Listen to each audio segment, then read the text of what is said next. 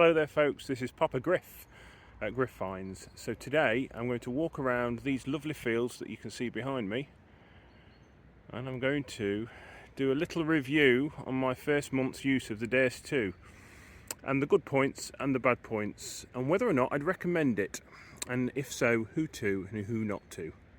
Stick around. Right, let's do this. So let's address the elephant in the room. Is the Deus 2 as good as the Nox, and why if it is? So, yes, it's every bit as good as the Nox, and in some cases it's better.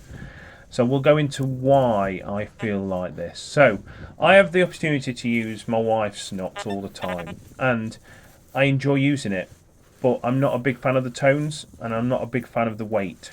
So, for me, how light this machine is, how light the Deus 2 is, goes a long way to making me love this machine like I do. And I do, I love this machine. It's light. It's 850 grams, which is 450 grams lighter than the Nox. So I swing this machine all day, every day, and I have never had an aching arm at the end of it. And if you're thinking, well, that's because you're a barely big bloke, my 12-year-old daughter can also swing this Deus 2 all day, 6 hours, without a problem. And she has done. When her and Sam have been out, she's used my machine, and she can easily swing this for a full 6 hours. So, the next thing to talk about is, yes, it's waterproof. Just like the Nox, it's waterproof. But it's a bit more rugged. And I say that because I'm worried that I'm going to damage my Nox or my wife's Nox when I use it anywhere near water. And the reason for that is it doesn't feel as tough as this little tiny unit that's on the top of a Deus 2 stem. This looks like a rugged, one of those rugged phones you get when you go a rugged phone. If you type rugged phone in on the internet, you'll come up with phones that look just like this head on this. It's got the bumpers, it's got the plastic coating, it's got the double layers on it. It's good and robust, and it's waterproof. But the other thing is, this machine has the XP DNA in the quality. It is the bee's knees. The quality of this machine is just stunning. I mean, I can hold it in my hand now and I can say that is an XP just from looking at it, because I know how good the quality is and how well it's been made. Now the next thing is, it's customizable.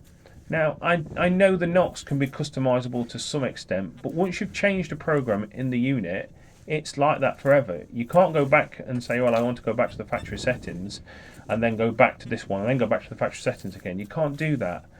With this unit, you've got blank slots where you can actually put your own programs in. So your own custom programs can be stored in this machine. Yeah, and that's a plus point. Something that the Nox can't do. But there are negatives on the same side as all these pluses. So you've got things like the price. The price of this Deus 2 is £500 more than a Nox. Is it worth paying an extra £500 for all these extra little things? Now, in my eyes, yes. But in my wife's eyes, who loves her Nox to bits, no. She wouldn't buy this machine because she doesn't like it like she loves her Nox. And it all comes down to preference of choice at the end of the day. The next thing that people don't like is the confusing programs.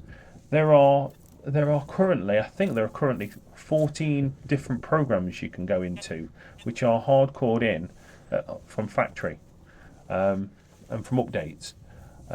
You've got things like general, you've got sensitive, and each one of these has a different array of multi-frequencies that they use. So both the general and the sensitive use up to 40 kilohertz.